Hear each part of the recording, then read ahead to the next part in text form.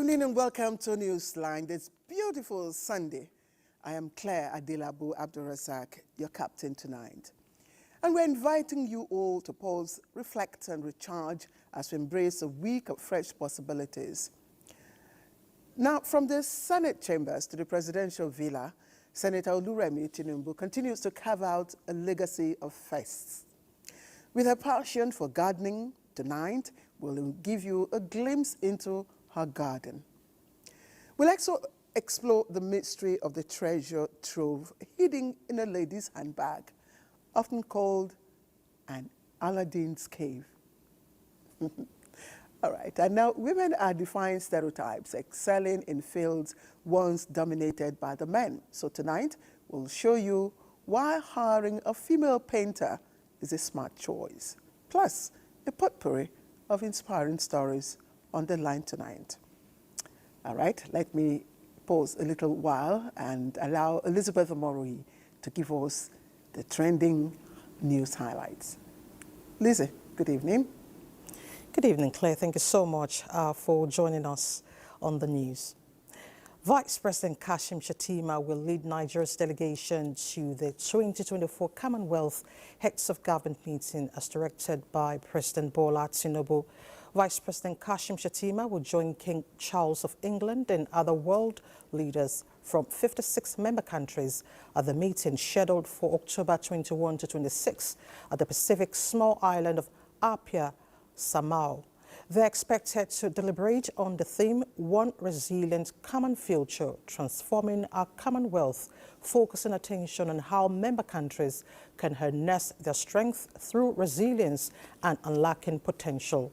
At the meeting, Nigeria and other member countries will also elect and appoint the next Commonwealth Secretary General, in line with the agreed memorandum on the establishment and functions of the Commonwealth Secretariat and the principle of regional rotation.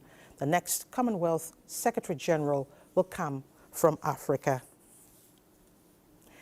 Nigeria is set to address the global challenge in antimicrobial resistance as the federal government, through the Nigeria Center for Disease Control, NCDC, launches National Action Plan 2 for antimicrobial resistance and genomics surveillance strategy in Abuja.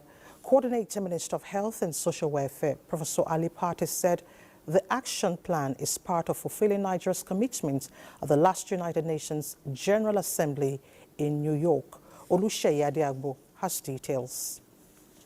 Antimicrobial resistance, AMR, is a critical global health threat projected to cause 10 million deaths annually by 2050, with Nigeria already facing over 64,000 deaths since 2019.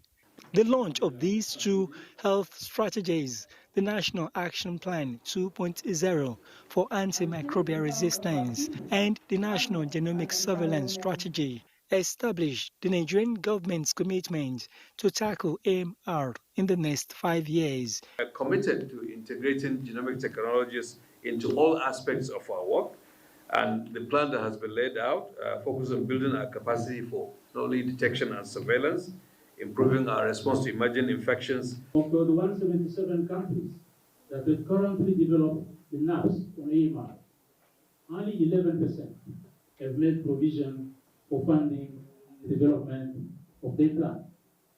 We are happy that Nigeria is among them. AMR is predicted to be the next global pandemic, and this meeting reviews a strengthened coordination of the task to ensure the prevention of the damage of AMR to humans, animals, and even agriculture. In Abuja, Oluseyi Adiagbo, NTA News.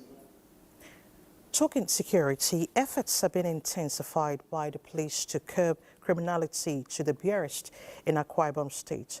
Already, there are successes recorded, and the latest is the arrest and parade of 12 suspects for various crimes, including murder and cultism, by the command. Umo Basi Edet reports. Parading the 12 suspects, the Akwa Ibom State Commissioner of Police, Mr. Joseph Eribo, says they were arrested for various crimes ranging from murder, cultism to armed robbery and stealing. Police of the command were on patrol along Calabar Itu road saw 4 men on one bike. The team immediately swung into action, pursued them, and arrested 2. The arrested suspect confessed and led the command operative to their armed supplier, who was arrested, and the following items were recovered from him: 2 locally made long guns, 2 live cartridges, 12 refilled cartridges, 4 empty shells to be refilled, 1 sack containing gunpowder, 1 container of carbide. The police commissioner says the command has declared red alert on crime and urges residents to give necessary information to help the police tackle same. The suspects are to be charged to court while investigations are ongoing to arrest those still at large. In Uyo, Umar Basedate, NTA News. Meanwhile, the Nigerian Navy has highlighted border incentives for maritime security cooperation at the just concluded 5th Sea Power for Africa Symposium in Cape Town, South Africa.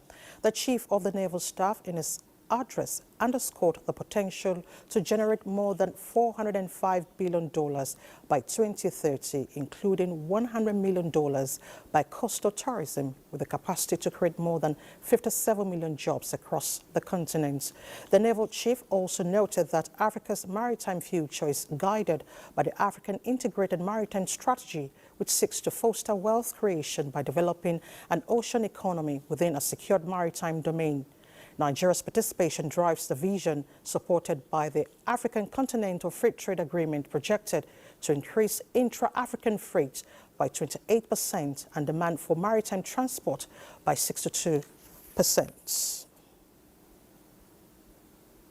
To drug interception, 2 businessmen and a Canada-based nurse have been arrested by operatives of the National Drug Law Enforcement Agency at the Murtala Mohammed International Airport, Ikeja, Lagos, for attempting to import different types of illicit drugs. Salwa Khalil Ibrahim brings us details. One of the suspects, who frequents Thailand from where he claims to be importing fish into Nigeria, was arrested while attempting to board a flight to Thailand. When he was taken for body scan, the result showed he ingested illicit drug, which proved to be cocaine. As a result, he was placed under excretion observation, during which he expelled 5 egg-size wraps of cocaine weighing 400 grams. In the same vein, a 26-year-old businessman also excreted a pellet of cocaine weighing 22 grams. The suspect revealed that he was to be paid 2.5 million naira for trafficking the drug. Meanwhile, a Nigerian-Canadian nurse was on 4th October arrested by NDLEA officers at the Lagos airport during a search of her luggage, a total of 70 parcels of Canadian loud weighing 35.70 kilograms. During her interview, she claimed she was in Nigeria to meet her boyfriend, who instructed her to come with the consignment. Meanwhile, a total of 162,351 bottles of codeine-based syrup were intercepted from 2 containers at the Apapa Seaport on Tuesday, 15th October at Port Harcourt Complex, Onne, Rivers State on Tuesday, 15th October. Different strain and quantities of illicit drugs were intercepted in different parts of the country during the week under review. In Abuja, Salwa Khalil Ibrahim, NTA News. Now to flood mitigation. Kogi State Government says creation of dams in the confluence states of Kogi, Niger and Benue states, as well as dredging of the rivers, can permanently put to rest the perennial flooding being experienced every year. The state governor made the appeal to the federal government when he received the search and rescue team of the National Emergency Management Agency, NEMA, led by its Director General. Ilyasu Yakubu reports. Kogi State has been on the news following devastating flooding year in, year on, with high level of displacement of people and destruction of property worth billions of naira.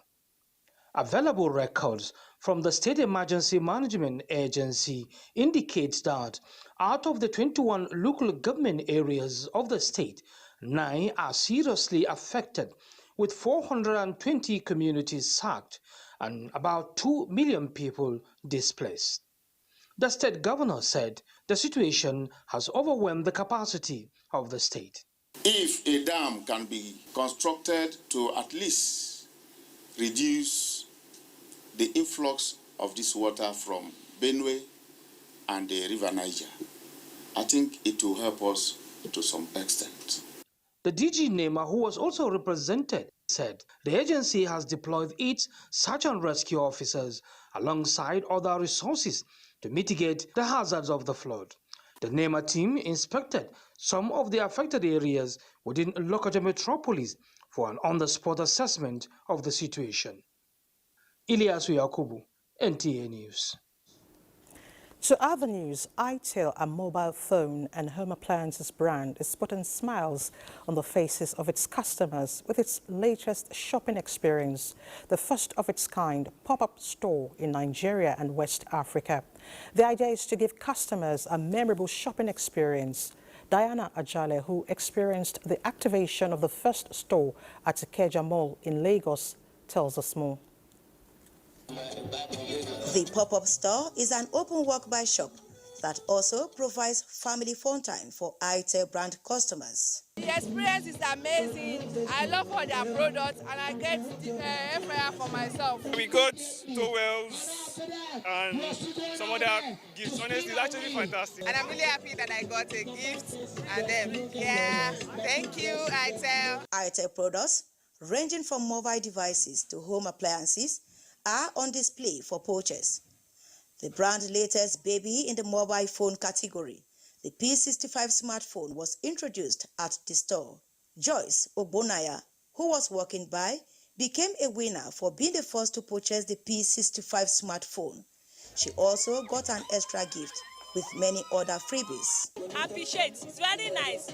At least he said a person that can afford it, it's okay, you buy it. Free haircut is one of the attractions at the store. Not quite long, I just cut my hair before I discovered that something like this is going on here. The plan said that next month now I go barb my hair.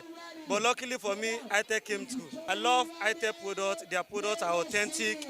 ITEL marketing executives say the idea is to bring a unique experience to its customers. The best way to promote our product is to give our fans, our customers, the direct access for them to experience the power, the battery of the ITEL P65. It also comes an extra charging case. That means that even though your phone is low, with the charging case, your battery is still on. We are a brand that can promise you that we see your needs, we understand your needs, and we will help you meet those needs without putting a hole in your pocket. The store, which is expected to open for 2 days, will also be extended to customers in Port Harcourt and Uyo in the nearest weeks. In Lagos, Diana Ajale, NTA News. Let's talk education. Prioritizing investment in a girl child will improve education outcomes and enhance economic growth. Gender advocates emphasized this during a self-actualization session with students of Government Girls Secondary School, Dutse. Prioritizing the rights of the girl child is crucial to achieving gender equity and empowering future generations. These are some of the reasons gender advocates and state actors are advancing the empowerment of the girl child to unlock her potentials. The likes of Favor and Ifunaya are already changing the narratives surrounding the development of their gender in order to achieve their goals. Silence protects the abusers and not the ones being abused. What a man can do, a woman can do better, and I believe in that. Olajumoke is one of the gender advocates championing the advancement of the girl child. She says addressing systemic biases and ensuring access to quality education will create a brighter path for the girl child to thrive. Where there are mentors that can help these children speak up against sexual and gender-based violence. When they know that there is someone they can look up to, a teacher who's going to stand for them, they're not going to cover up. It's about building esteem through principles that bring courage to the mindset. Students with catchy lines on ending GBV were awarded scholarships and others made gender reference ambassadors. Elizabeth Omori, NTA News. As part of efforts to raise public awareness about the opportunities and challenges of the aging population, COSPROPAIN has celebrated a day with some aged groups in Abuja. Deborah Balagbobo reports that this year's celebration has as its theme Aging with Dignity, the importance of strengthening care and support systems for older persons worldwide. It was a feeling of nostalgia for these elderly persons as they could not hide their joy while relaxing under the foot of Zuma Rock to unwind. These are older persons from Mabushi and Area 1 IDP camps. They are gathered here to mark the International Day of Older Persons. When we come to him, when we come where you call us, he normally puts a small smile in our face. President Cruz Rupin, Senator Eze Ajoku says the exercise, which is part of activities lined up to mark the day, is aimed at giving the older persons a feel of exquisite sights to feel relaxed from their usual lifestyle. We have been able to cope on our own for all the activities we organize for older persons. As you recall, by June, we had carried out a hangout in 27 states, including FCT. We moved in here into this resort with elderly people who are normally local people, not the elite, the civil servants. The joy was written all over their faces. Rupin, a non-governmental organization, has been saddled with the care and management of older persons, thereby drawing government attention to their rights as citizens. In Abuja, Deborah Balagbobo, NTA News. Away from geriatrics, activities marking the 90th birthday celebration of the former head of state, General Yakubu Gowon, have climaxed with a banquet in his honor at the State House. Kelvin Elnwai brings us details. 90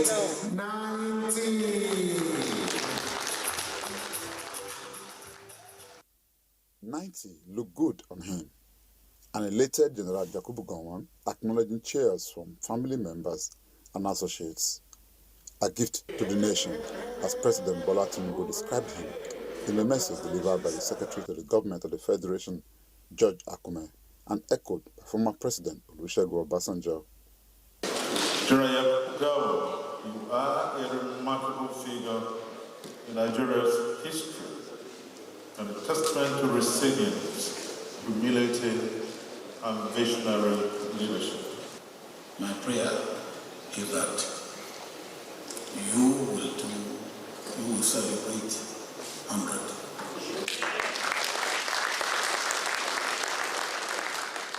And sir, I will be there. Earlier at the Thanksgiving to honor the celebrant at the National Christian Center, the primate of the Church of Nigeria, Anglican Communion, challenged Nigerians to rededicate themselves to the goals of nation building, anchored on peaceful coexistence that General Yakubu Gowon has strived for all his life. I must admit, what I have done or what I have achieved cannot be achieved by, it is not my own doing alone, but it is the support of all the people of this country.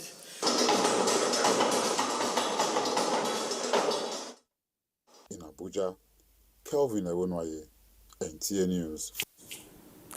At the special Thanksgiving service to honor the former head of state, Nigeria's First Lady Oluremi Tinubu says his unwavering devotion to Nigeria offers hope on the future of the nation. State House correspondent Adeni Itayo reports. At 32, General Yakubu Gowon came into national and international reckoning as Nigeria's head of state.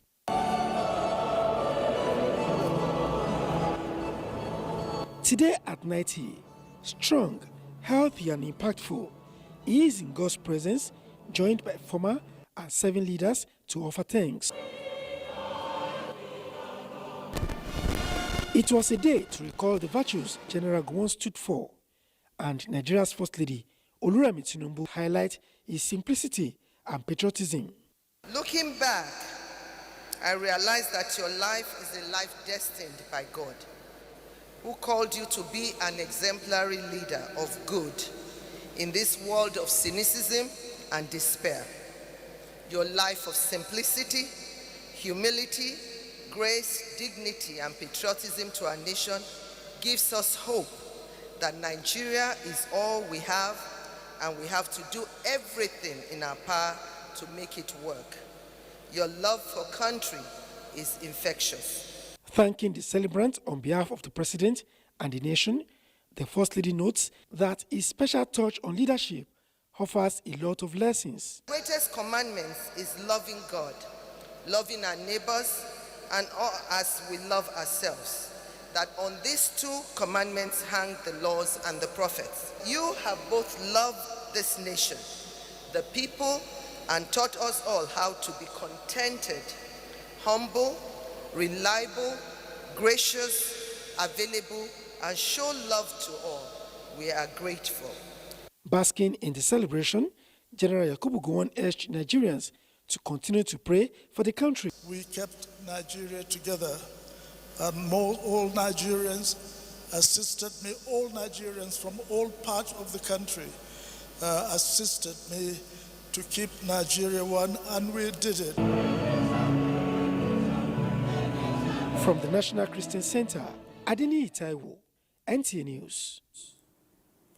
The Honor and Incha the 10th and Igbere Emere Okori King Apollos II took a journey of thousands of miles crossing rivers and streams from Eleme in Rivers State to lend a shoulder to his close associate, the former Minister of Women Affairs, Pauline Tarlin, whose son passed on recently and laid to rest in Shandam, Plateau State.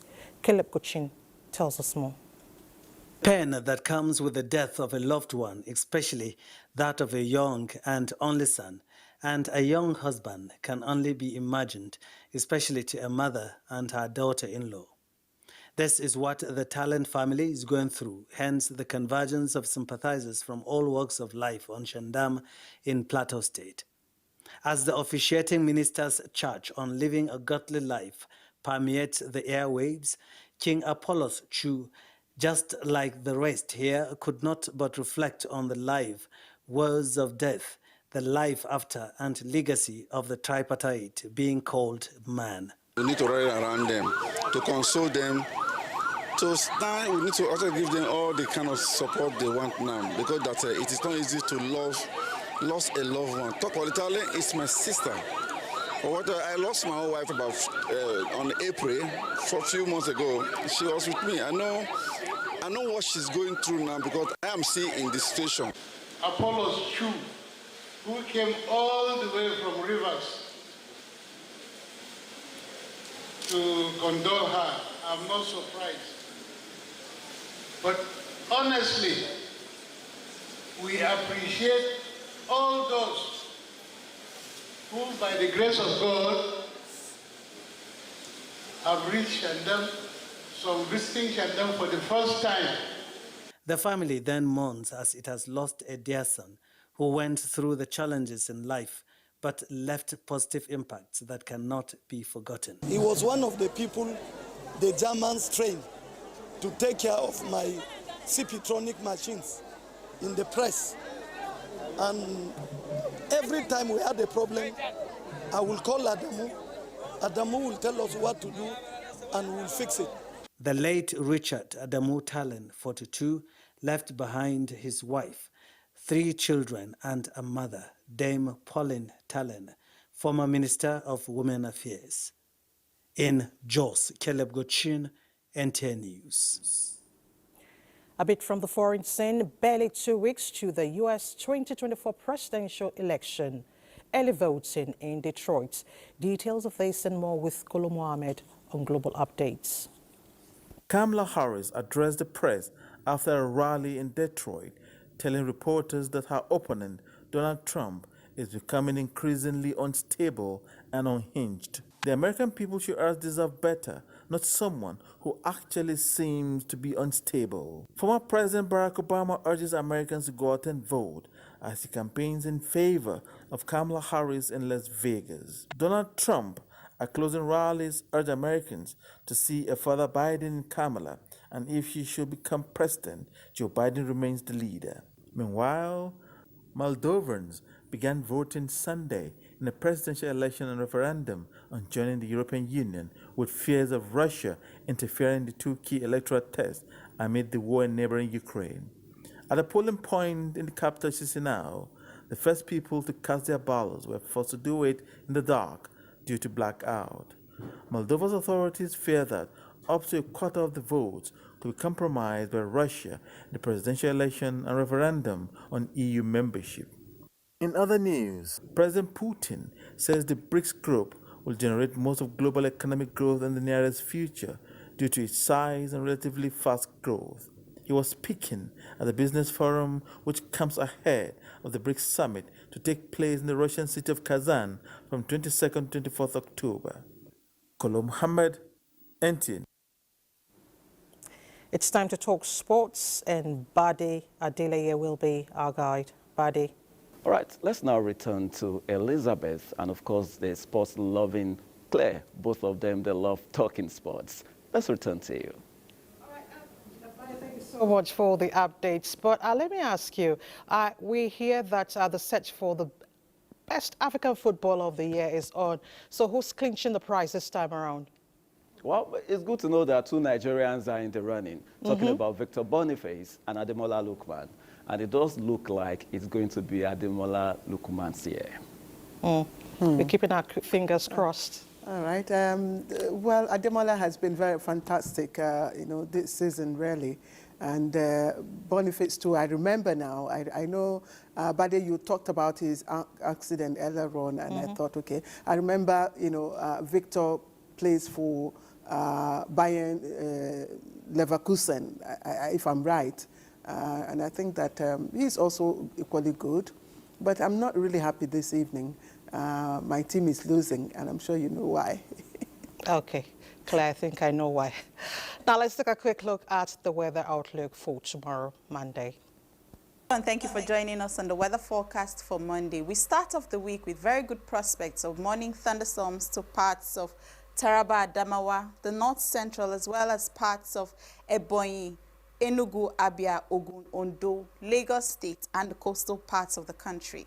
By afternoon and evening hours, widespread thunderstorms are expected to the southern region of the country, including parts of Plateau, Nasarawa, Benue, the Federal Capital Territory, the southern parts of Bauchi, Kaduna, Taraba, and Kebbi states, leaving the extreme northern states in partly cloudy skies. That's our bit from here. I am Theodora Itzum. Thank you for watching.